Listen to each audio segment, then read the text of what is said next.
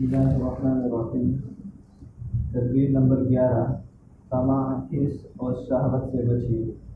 طمع ایک مہلک بیماری، باطنی بیماریوں میں سے ایک بیماری طمع اور حرص ہے۔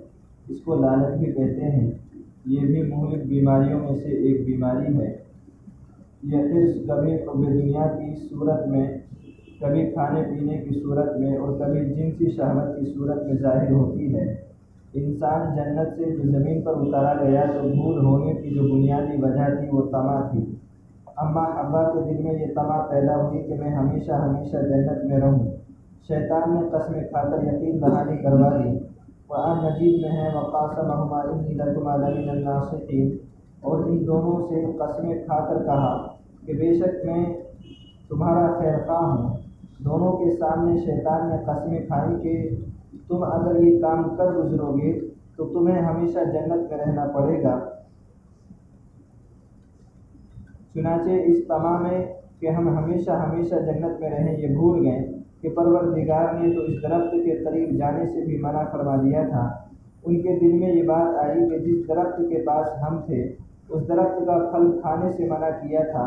اس قسم کے باقی درختوں سے تو منع نہیں کیا، ہم خاص اس درخت کا پھل تو نہیں کھا رہے، چونکہ اللہ تعالیٰ قرآن مجید میں فرماتے ہیں فَلَمْ نَجِدْ لَهُمَا عَزْمًا، ہم نے ان میں ارادہ نہیں دیکھا، تو جان بوجھ کر نافرمانی نہیں کی، غلط فہمی ہو گئی، سہو ہو گیا۔ اس خطا کا نتیجہ کیا نکلا کہ جنت سے نکال کر اس دنیا میں بھیج دیا گیا، تو گویا جنت سے زمین پر اترنے کا سبب طمع بنی۔ طمع سے گناہوں کا دروازہ کھلتا ہے، اس لیے اولاد آدم جب طمع میں گرفتار ہوتی ہے تو گناہوں کے دروازے کھل جاتے ہیں۔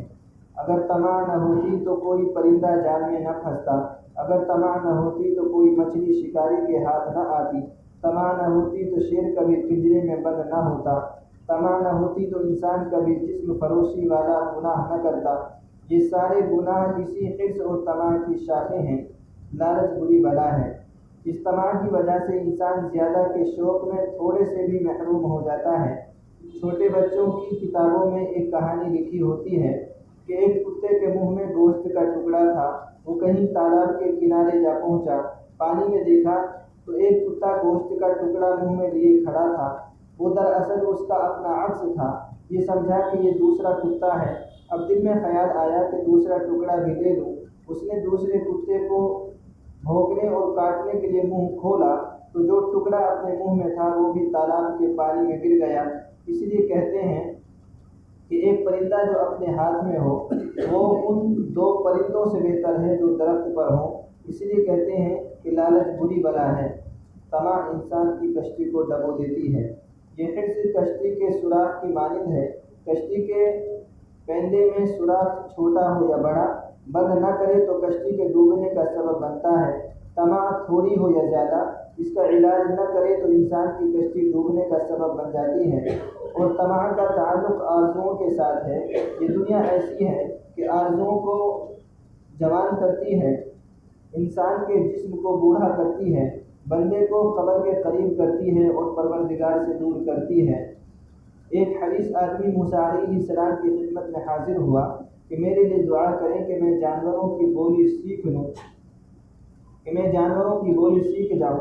اس کے دل میں خیال آیا کہ میں ویسے تو فائدے اٹھاتا ہی ہوں، جانوروں کی بولیاں سمجھ لوں گا، مجھے اور فائدے ہو جائیں گے۔ اس کے اندر طمع تھی۔ حضرت موسیٰ علیہ السلام نے دعا کر دی، اللہ تعالیٰ نے اس کو جانوروں کی بولیوں کا علم عطا کر دیا۔ ایک دن صبح اٹھتے ہی اس نے رات کی بچی ہوئی کھانے کی ہڈیاں وغیرہ اور روٹی کا ٹکڑا باہر پھینکا۔ اسے کھانے کے لیے کتا بھی دوڑا اور مرغا بھی دوڑا۔ مرغا ذرا تیزی سے اڑا تو اس نے جا کر ٹکڑا اٹھا لیا۔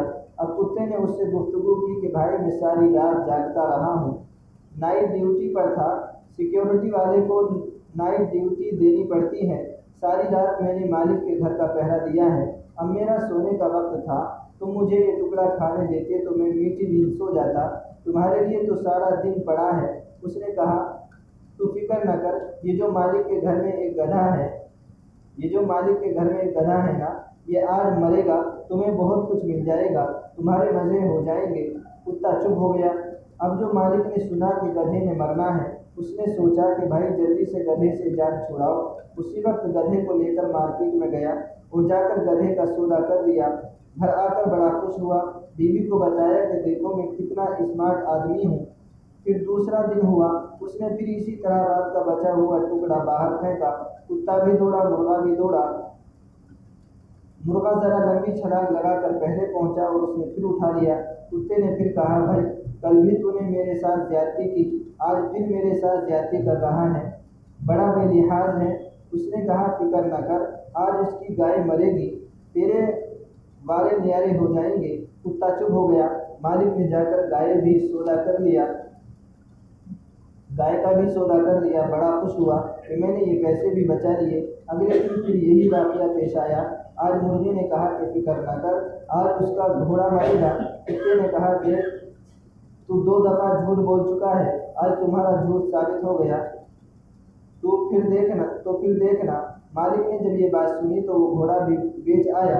جب اگلا دن ہوا اور مالک نے ٹکڑا پھینکا تو مرغے نے لپک کر پھر اٹھا لیا۔